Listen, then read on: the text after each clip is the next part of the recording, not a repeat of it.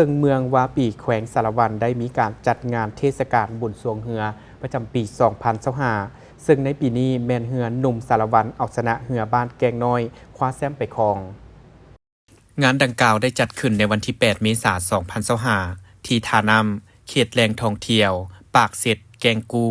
โดยให้เกียรติเข้าร่วมของทานจันทร์สมรพรหมแสงหัวหน้าคณะโฆษณาอบรมแขวงทานบุญยูจันทรังสีเจ้าเมืองวาปีพร้อมด้วยภาคส่วนที่เกี่ยวข้องและคณะสีพายเฮือสวงและมวลชนเข้าร่วมการจัดงานครั้งนี้เพื่ออนุรักษ์รักษาฮีตของประเพณีอันดีงามของชาติของท้องถิ่นให้เคียงคู่กับประชาชนลาวบรรดาเผ่าให้สืบทอดตลอดไปทั้งส่งเสริมกีฬาเฮือสวงให้เติบใหญ่ขยายตัวโดยเฉพาะอยู่เมืองวาปีแขวงสารวันเป็นกิจกรรมส่งเสริมวัฒนธรรมส่งเสริมการท่องเที่ยวและเป็นการแลกเปลี่ยนบทเรียนประสบการณ์ในการเล่นกีฬาเฮือสวงทั้งเป็นการฮัดแน่นความสามัคคีระหว่างบ้านต่อบ้านเมืองต่อเมืองก็คือนักกีฬาสีพายเฮือสวงด้วยกันและกิจกรรมอื่นๆที่ติดพันให้เป็นขบวนฟดฟืนซึ่งปีนี้ได้มีเงินรางวัลหลายกว่า20 ล้านกีบ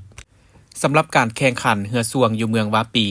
เป็นการสวงเฮือสู่น้ำหรือสวงแต่เหนือขึ้นใต้ประเภทเฮือ12สีพายมีเฮือเข้าร่วมแข่งขัน9 ลำคือบ้านตานซุมบางคานำหนองโพแกงกูแกงน้อยสะเมียจานลานซีนุ่มสารวันและเฮือจากบ้านทาเมืองเซในนี้ทีมเฮือสวงภายในเมืองวาปี6 คณะเฮือจากเมืองสารวัน2 คณะและเฮือจากเมืองคงเซโดน1 คณะซึ่งผ่านการแข่งขันในรอบคัดเลือกบรรดาสีพายเฮือสวงได้สุ่มกำลังทักษะความสามารถและประสบการณ์ของตนในสนามแข่งอย่างดุเดือดด้วยความสามัคคีผ่านการแข่งขันปรากฏว่าเฮือหนุ่มสารวันสู้สุดกำลังเปียดเอาชนะเฮือบ้านแกงน้อยเมืองวาปีคว้าแชมป์ไปครองและได้รับถ้วยรางวัล1 หน่วยเงินสด10 ล้านกีบ